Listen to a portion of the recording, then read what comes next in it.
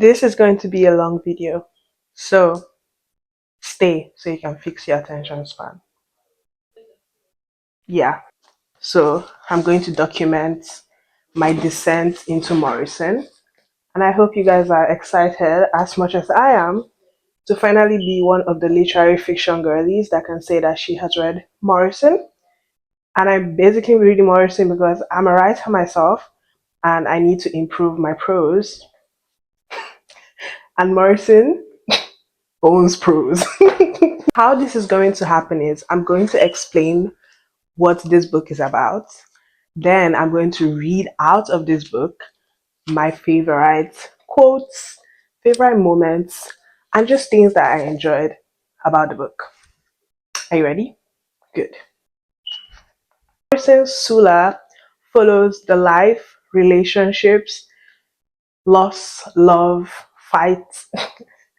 It's basically an anthropology of Sula's and Nelly's relationship. Now, even if Sula and Nelly are the main focus in this book, they're not the only people of focus. We have so many other characters that bring this book to life, and the people of Bottom, which ironically is a town at the top of a hill, are just wonderful. The way Morrison crafts her characters is just such a beautiful thing. If you're a fan of literary fiction and you want something slow, something easy, something fully fledged and well crafted, and you want to go into Morrison, this is a perfect start for you. Reading from my reading journal, these are some of my thoughts. The first thing I write is the prose is so flowy. I went through 16 chapters of prose and did not realize the lack of dialogue. This is a big deal because I crave dialogue a lot. Now, there's no chapters in this book. Because I listened to the audiobooks, it was broken up into chapters for each time period that passed. When you read the book, you're going to understand what I mean. Um, yeah. So I went through chapter 1 to 16 of the audiobook recording before realizing that the dialogue was almost non-existent or very, very sparse. Another thing I said is, I love how Toni crafts the town of Bottom to us, using so many characters to create an atmosphere of an intimate neighborhood where everyone is somewhat connected. This is another thing that I spoke about earlier. We have so many characters that are told to us even before introducing our main characters, Sula and Nelly, just to create like this connectivity between all the people that live in Bottom. We have the Deweys, we have Ava, we have Hannah, we have Shedrack. We just have so many people that form together to create this town, Bottom. We also have an explanation of why a town at the top of the hill is called Bottom. And her explanation is basically that the white people that live in the valley called it bottom because it's right under heaven, like right under the sky. So it looks like the top of the hill, but it's the bottom of heaven. And I'm like, girl, bye. But I really love this book. Um, More thoughts I had were Nelly marrying Jude when she did not want to marry at all is crazy. And looking at that point, I just want to talk about how this book not only focuses on the relationship between Nelly and Sula, it also like focuses a lot about the relationship between men and women, especially in the 1920s where this when this book is set. You can imagine how much the women had to bend and break just to become suitable women for men. Um, Nelly is the more homely, well mannered of the pair, and Sula is the more wild, outcast whore of the pair. And we just see how both of them relate to men in very interesting ways.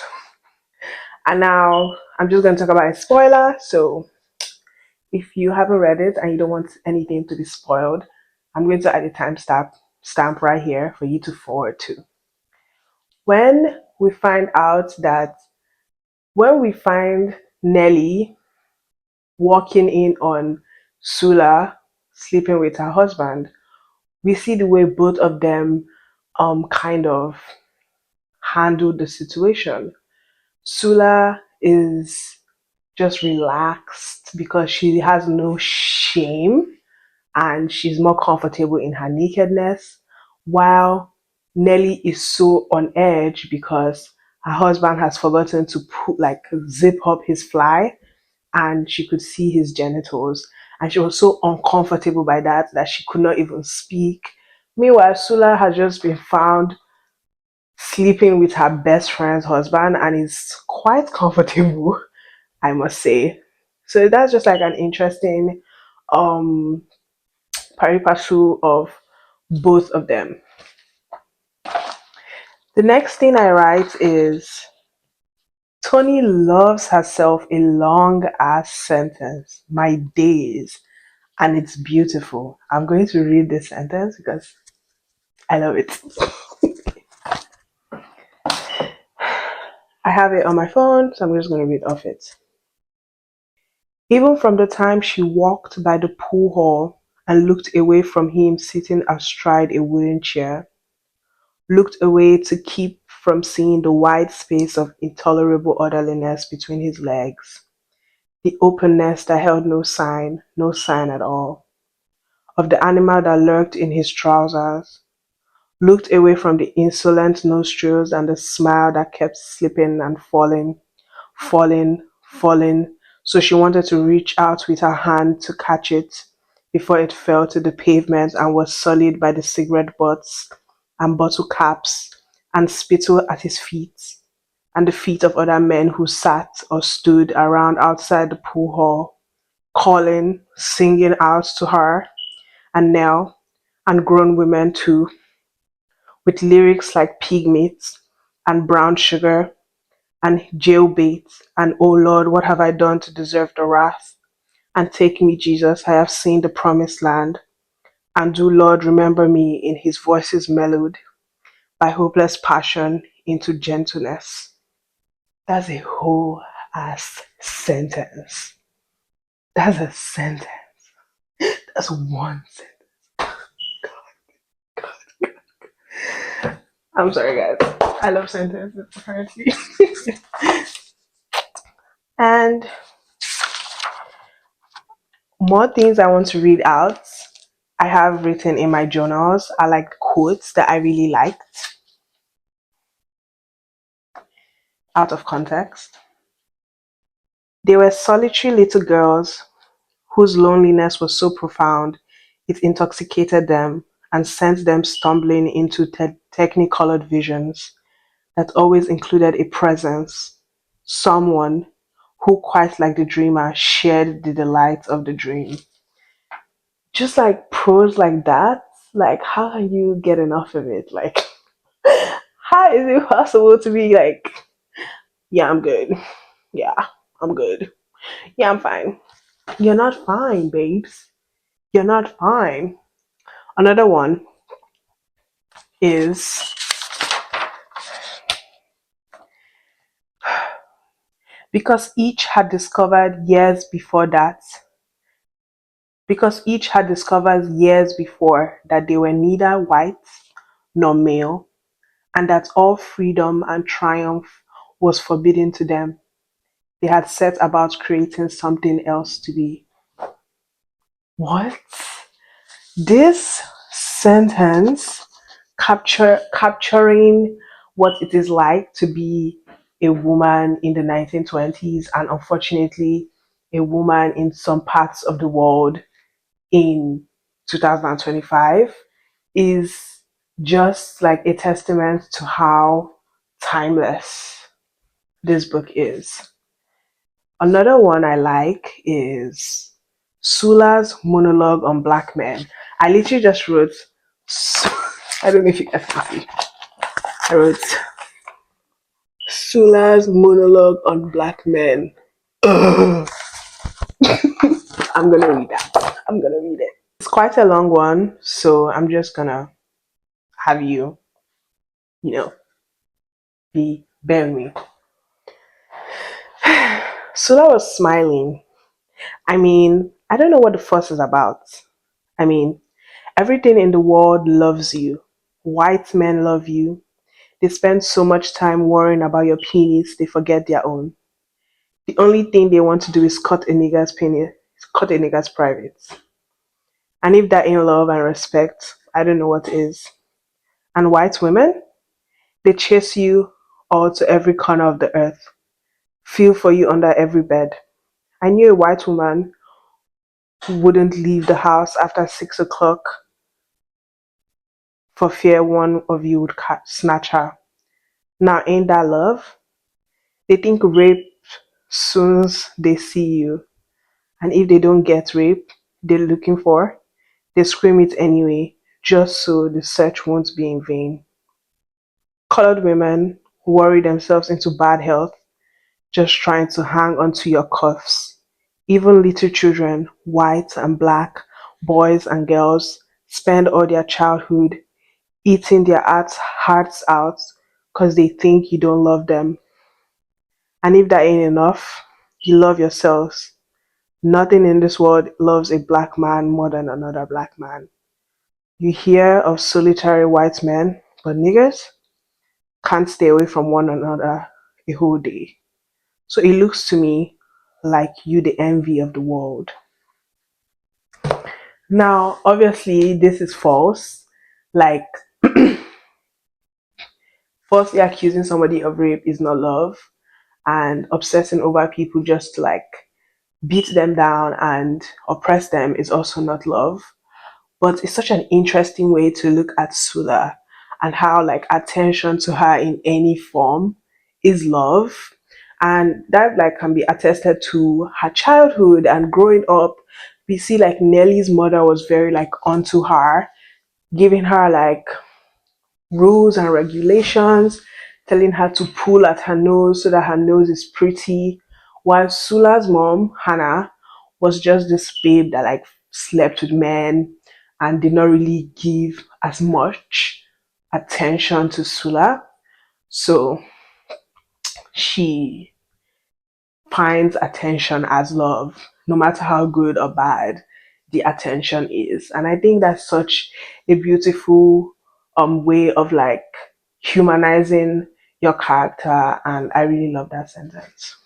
Two more quotes before I move on to the next book. She went to bed with men as frequently as she could. It was the only place where she could find what she was looking for: misery and the ability to feel deep sorrow. I just love that line.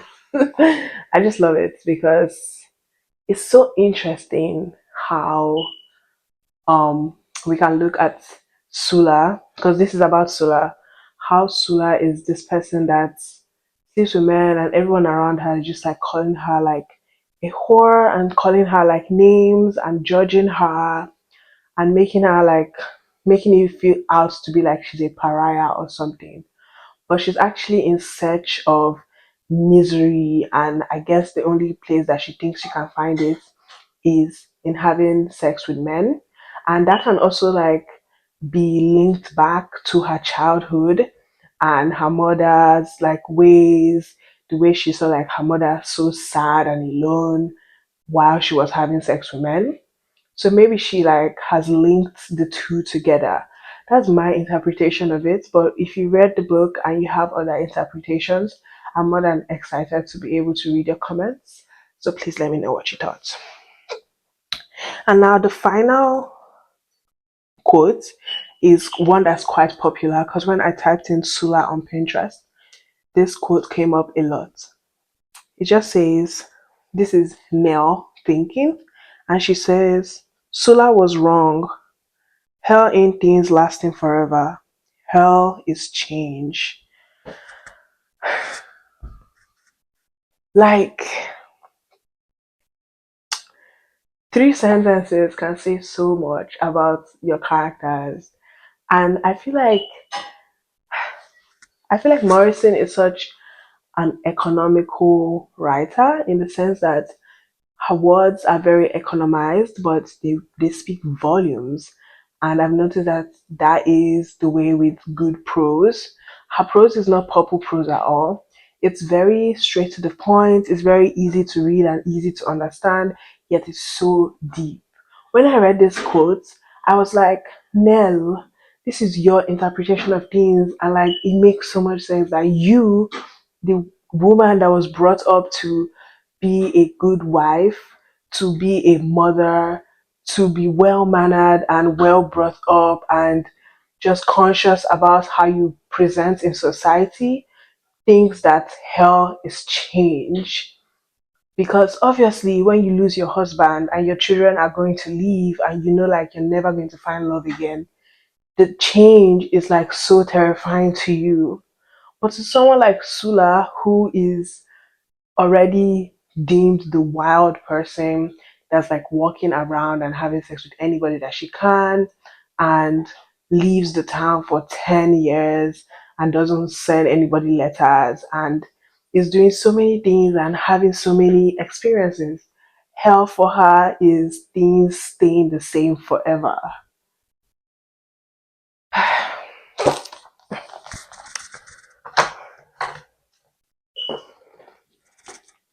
On to the next book. See you guys later. I read Love. This is the second Toni Morrison book I'm reading.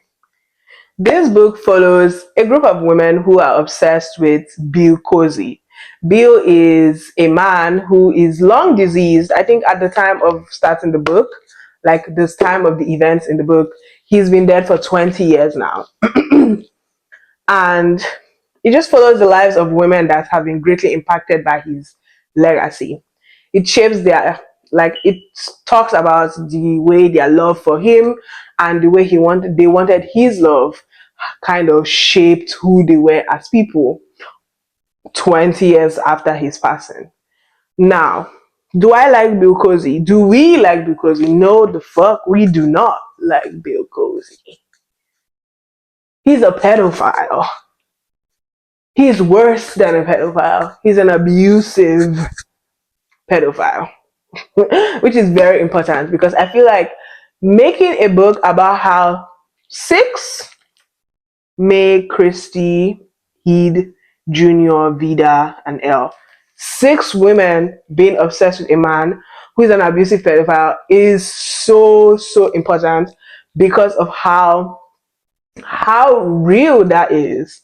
Men like are so like protected by the patriarchy that this is not far-fetched. In fact, we see it so much in our societies today from powerful people all around us who are pedophiles, who are abusers, who are murderers, who are exploiters, being worshipped, being like having people who are obsessed with them. So, Toni Morrison, you will forever be that girl. You forever be that girl. Back to regular surgery. So we follow mainly our main characters are Heed, Christine, Junior, and our narrator. For a long time, I wondered who the narrator was, and later find out, like later on in the book. I don't want to spoil that for you. This book is very well written. I really enjoyed how the prose flowed, the structure, and how like her voice, the narrative voice, is such a powerful, consistent narrative voice that lets you in, brings you close, slams you with information, and you're like, whoa. And then like things from the past start to make sense, and it's just such a beautifully written novel. Which, like, what do we expect from Toni Morrison? She's one of the literary giants for a reason. Um, love. I have a list of my thoughts in my journal. I'm just going to talk about the plot. We follow Heed and Christine, Christine is the granddaughter of Bill Cozy, and Heed is his child bride, who live together in this house. And I think in the first pages of the book, we find out that um, Heed, the wife who inherited the house and all the money in the house, has hired Junior. Junior is another character that we come to find out is obsessed with Bill Cozy as well. She does like very strange and intriguing things that you're like, why is she doing this? Who is she? But like, unfortunately, we never get to find out who she is in like who she is to Bill Cozy. If I miss something, like someone let me know who she is because I'm very, very much interested. But I don't think we find out who she is. We find out that Junior has been hired by Heed. Well, she had not been hired. She saw an opening for a position of someone that's going to be a writer, a listener, and just help for a confidential job. And Heed is going to write a memoir about her life and like her life being married to Bill Cozy, his family life, like just everything around her. We come to find out very quickly that Heed cannot do many things because she has arthritis, her hands are deformed, and she just hates it so much. She doesn't leave her room. She's been in her room and room bound for years now. The person who is helping her in the house, Christine Cozy, and her are the same age, but Christine is her stepdaughter. And later on, we find out that Christine was her best friend because Bill married Heed when she was 11 years old, and it's very freaking creepy. But Christine and Heed have since fallen out because of a lot of things that you get to find out in the novel, but they've since fallen out and they kind of hate each other. But Christine is broke, she's poor, she doesn't have anywhere else to go, so she has agreed to, well, this kind of like unsaid agreement that between her and Heed, where she's living in the house and cooking for Heed and kind of taking care of Heed without paying anything. He takes care of anything.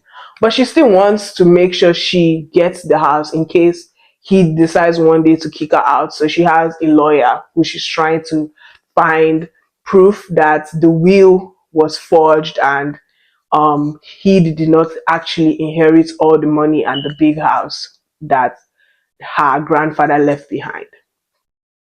Now, Christine has a mom, um, Bill Cozy's daughter-in-law, May. May has since passed as well, and Christine came back into the house pretending that she's coming to like take care of her mom, but we find out later on that that was not the case. Christine has a long history of getting into trouble with authorities and unfortunately being sexually trafficked. So it's just a lot of things that's going on, and this Junior is this character that is very she's very fierce, she's very like suave, and then we find out later on that she has this strange obsession with the portrait of Bill Cozy. She's there in the house working for Heed because she likes Bill Cozy's like Bill Cozy himself.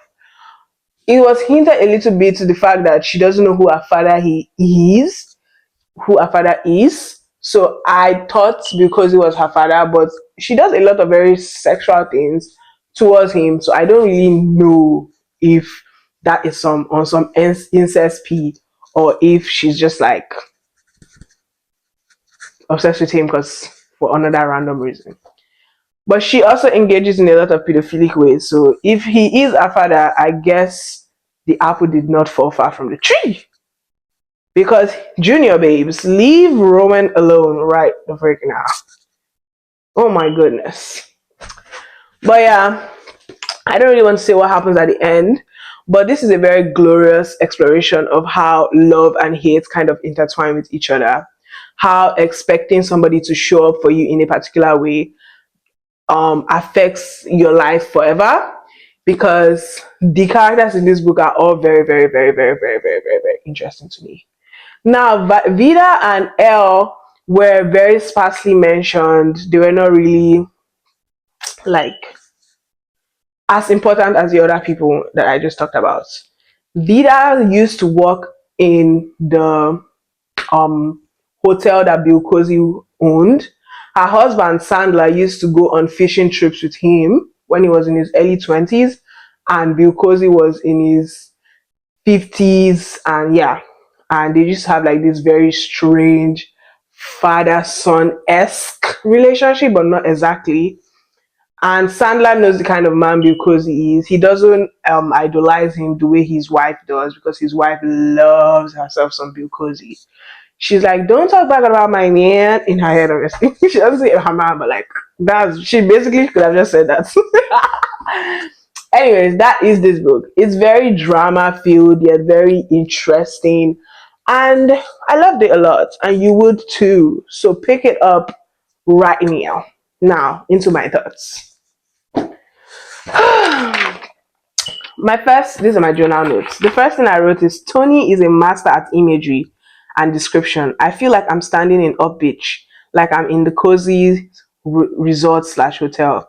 And this was like she had like page 32 to page 34 of the book, where she just kind of like went into like explicit detail of like the resorts, the glory days, what's really prompted Bill Cosby to like buy the property and make it like this resort and hotel that like really like made like people of color um important people, they could walk into the front door. This is in the period of Jim Crow and severe systematic racism in America, and they are the main guests. They don't need to walk through the back door. They don't have like a door that says colored only.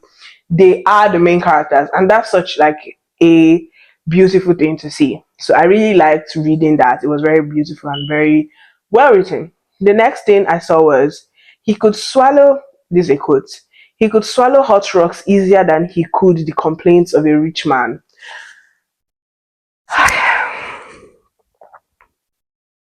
Say what you want to say about Sandler. He is kind of a weirdo, but this is a freaking bar. Because yes,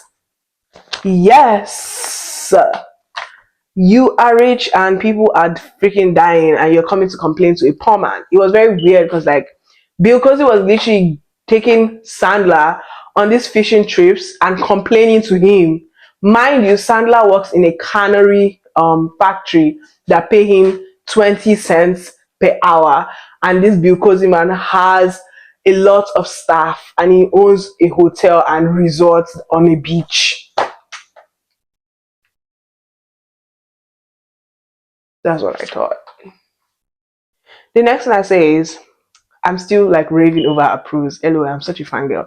I'm like, her extensive prose is so refreshing.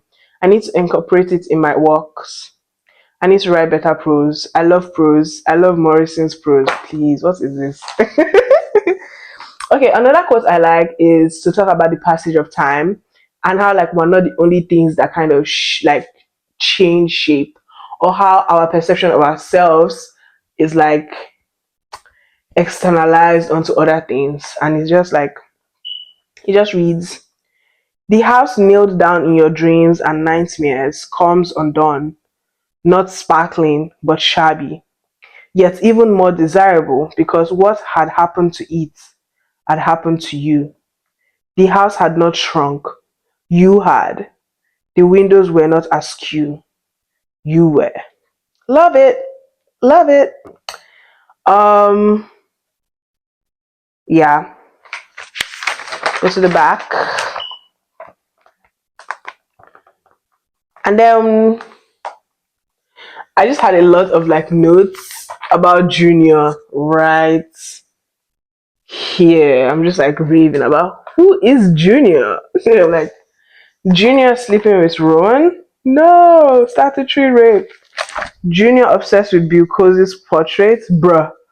Sleeps with Rowan. She sleeps like Junior sleeps with Rowan in Bill's car because she thinks he sees them. Sandler's comments on Rowan having Bill Cosby's face. So Sandler had commented that Rowan, his grandson, was having Bill Cosby's face, and I don't know if that's just an exaggeration, but I'm like, is that why Junior is so like attracted to him? Is there like some kind of resemblance, or is it like some kind of weird? I literally thought that she was a magical being. So I'm like, maybe she's like so obsessed with Bill Cosby that she has imprinted his face on Rowan. But I don't know, because again, there was a part where they were like in this dark factory, abandoned factory, and Junior thought that she had a hoof, but apparently it was not a hoof, it was just a deformed leg. So I'm like, then the next thing I talk about is Heed and Bill's relationship. So weird, sexual yet parental. He and then there's a part where he buys, like, she goes on her honeymoon with Bill. Mind you, she's an 11-year-old. He's a 52-year-old man.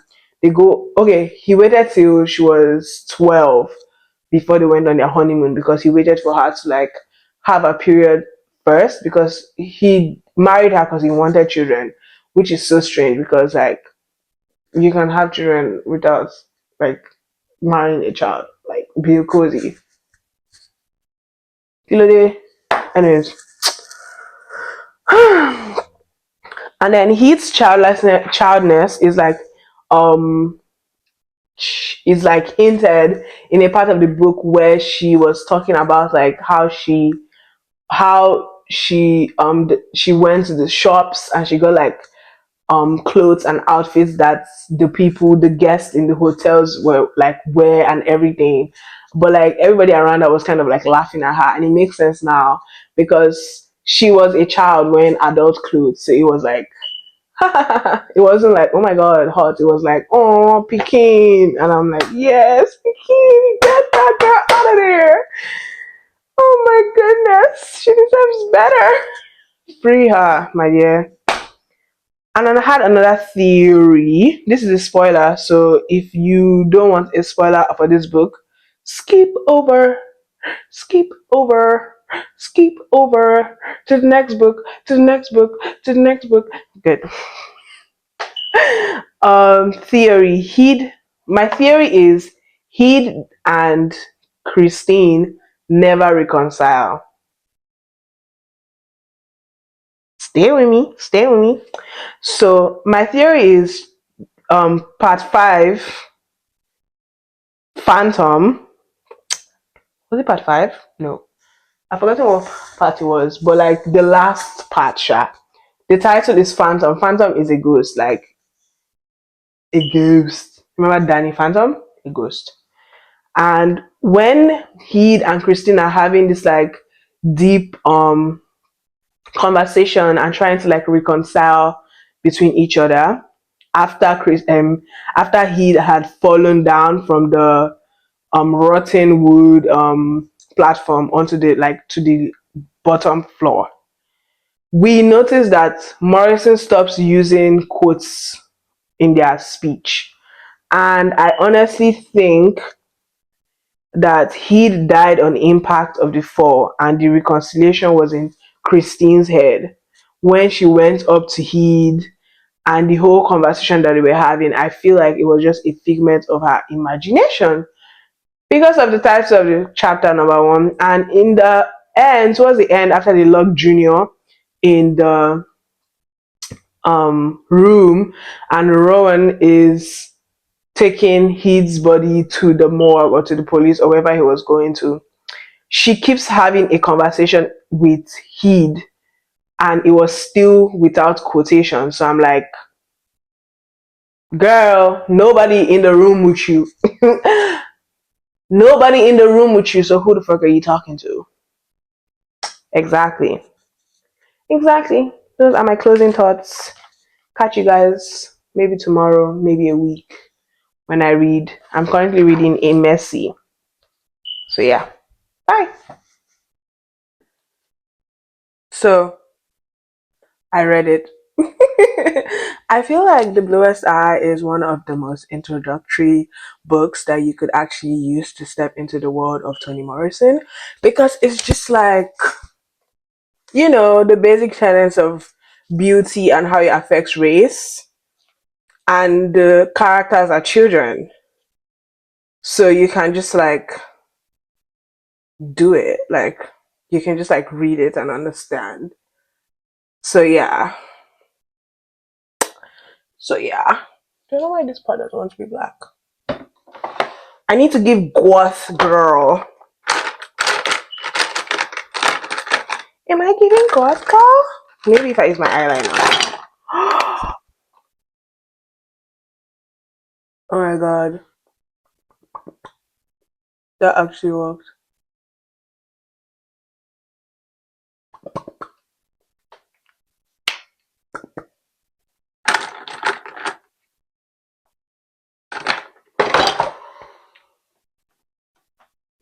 If you haven't read The Bluest Eye, I'm sure you've heard about it. Right? You don't live under a rock. Right? That's what I thought. Okay, so The Bluest Eye is a book that follows Piccola Breedlove. She is, quote unquote, the ugliest girl in her town. She's bullied for her looks. Her entire family is considered to be ugly. And she has a wish. She wants blue eyes. Because once she has blue eyes, she's going to be prettier. She's going to be treated better because people who are prettier are treated better. Duh. Like, look around us. It's evident. So, the book is told from the perspective, or rather, our narrator is Claudia, who is Piccola's friend? Question mark, question mark? Is quite like unsure what Claudia's relationship with Piccola is. They are friends, but not really. They go to the same school, and Piccola like is nice to them because she's a nice person, and they are nice to her because yeah, why not, right? But there's no real like definite friendship or relationship that's established between Piccola, Claudia, and her sister Frida. Now, did I like this book? I really did. I feel like Morrison is a genius at her craft, and anything she puts out, I will be reading. She's dead, and there's no more things coming out from her, but all the ones that she has out, I will be reading it. Maybe not all in this video because I'm not able to get my hand on every single work that she has put out, but I will be reading all the ones that I'm able to get my hands on.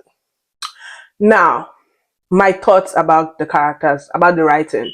The prose is the same, very much using of Chekhov's gun. Chekhov's gun is a literary device that is used in writing when you present something and then explain that thing you presented earlier later on in the book. And I've noticed that Morrison does that a lot. In this book, spoiler, spoiler, spoiler, spoiler, spoiler. I feel like everybody already knows that spoiler. This is a spoiler field review. In this book, she talks about Charlie, Piccola Breedlove's father, who is caught having sex in the bush by two white men, and how that is a definite like turning point in his life and why he hates women. So we're introduced to this fact, and then a few chapters later we kind of like build up to how Charlie got caught by the white man who bullied him and all of that fun stuff. So that's one interesting thing I think like Morrison does that is very, very like nice because it keeps you engaged. You're like, I wonder how Charlie, or I wonder how this particular thing happens. So I'm going to keep reading it, and hopefully this is the thing that's the Chekhov's gun that she's going to explain to us later on in the book. Now I'm done with that. I want to talk about the book itself, the themes of this book. Now, The Bluest Eye is Morrison's contribution to the discussion of racial beauty. And I really enjoyed how she used the wish of a child to express the intricacies and nuances of beauty as a concept in our society. And I am someone who is so interested in desirability politics. Like, every freaking day, call me and I will be there. But yeah, I love the desirability politics. I want to know why people are attracted to who they're attracted to. Like, I will ask you questions if you're my friend. Why do you think this person is hot? Like, Tell me, because I want to know. I want to know. And it's not a crime. And if it is a crime, lock me up. But yeah, I really like how she uses this book to add to the conversation of beauty. And it's so interesting because a mere wish of a child that's been ill treated because she's black. And she's being ill treated by other black people too, who feel they are less black than her because they are not as dark skinned as her, because their features are not as negro as her features. And we use the wish of the bluest eyes. Who do we associate blue eyes with? Exactly. The way she dissected white supremacy, anti-blackness, and desirability politics in this book alone, in freaking 200 pages, the amount of characters that we see Piccola's mother, Pauline Breedlove, and how the ladies in the town are treating her badly because she refuses to straighten her hair, or the way she talks is very like very black. She like, the example that Morrison uses in this book is she says children instead of children, and they're like, girl, we don't do that around here. This is an all white party. I really, really, really like this book. I will read it again. And yeah, I don't know if I've really spoken much. This is just me my rapid fire thought. I should open my journal because it has like more of my thoughts. The first thing I wrote in my journal is the dialogue in this book is hilarious and beautifully crafted. And I think it's because it's really refreshing to see like Morrison writing about like the relationship between children and just the conversations they have. Like, oh my god, Claudia is such a bad bitch. Like, I really love her as a character. She's funny. She's like so naive, and her naivete is like very interesting to see, especially in her dialogue, because in the narrative prose, she is the narrator, but the voice is not the voice of a child. So we're getting very pristine, deep analysis of the situations around her. But when she actually speaks, Morrison kind of like switches back to the voice of a child, and she's just so angry that she misses things because of her elder sister, and she has to do this and she has to do that, and she doesn't even understand when her elder sister is sexually assaulted by this man.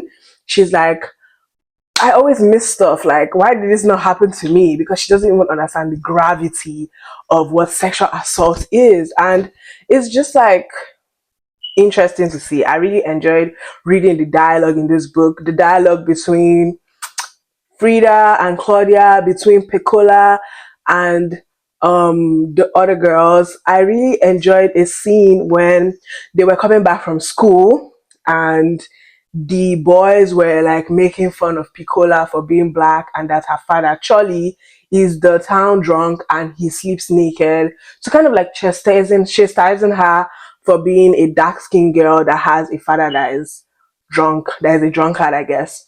And we have this light skinned, half black, half white Maureen Peel that Claudia and Frida hate because everybody likes her because she's light skinned and everything.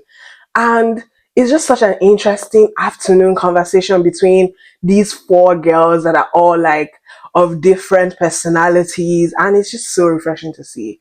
When at first we see Maureen Peel, also called Meringue Pie, being this like nice girl that's like misjudged and misunderstood, only for her to kind of like switch up all of a sudden, and they had this fight that was so childish and so catty, and it was just like so accurate, and I loved it so much. I think this scene is the one that led to one of my favorite quotes from the book, and is the thing to fear was the thing that made her beautiful and not us. So it was talking about how meringue pie or dog tooth six fingered meringue pie Maureen Peel is this beautiful girl that they are scared of and they don't like her, and the narrator is telling them or telling us that instead of hating her, we should fear the thing that makes this Maureen Peel girl beautiful and not give us the same privilege of beauty, which I think summarizes the whole book to me. Like she Morrison in this instance is talking about um, beauty and the system that kind of upholds it, the white supremacist system that kind of upholds what we consider beautiful in society using these children, and it's just like yeah, yeah, I really like that I read this book, especially because I'm writing a novel about beauty as well, and my character is a body horror novel, and my character is also like this very beautiful skincare obsessed beauty influencer in Nigeria. And I feel like this book has given me so much more insight and so much more talking points on how like beauty is upheld in society that I really, really enjoyed. So I'm just gonna keep going because I don't want to like ramble and ramble which are actually discussing the book and my thoughts. I'm just going to read some of my favorite quotes. Why is difficult to handle? One must take refuge in how. And I really, really like that because like when you're talking about trauma and you're talking about lack of privilege and all of that fun stuff, you are thinking like, why me, right? But asking yourself, why am I being treated badly? Is just so deep. Like it's actually deep. Like you can't really be asking yourself all of that questions because it's just like the answer is a sad one, and you don't want to like admit to yourself that you're treated XYZ because of maybe how you look or because of how you think or how you talk or the way you sound and things like that. It's just easier to dissect how exactly you feel and how this cycle of like maltreatment is happening to you. That's what I took away from that. I really like that quote. Another quote I like was, how could a 52-year-old white immigrant see a little black girl? And this is talking about Piccola Love. She was in a store and I think she wanted to buy something. And the man looked at her and there was an absence of interest, of intrigue, of acknowledgement in his eyes. And Morrison just goes on this tangent where she kind of like discusses how it feels to be not seen as human, like in the eyes of like people, and like especially like in the time that she's writing, right? And even till today, like being not regarded as important. How can somebody who is a white 52-year-old white immigrant man see a little black girl? Like her blackness makes her invisible. I'm like, what?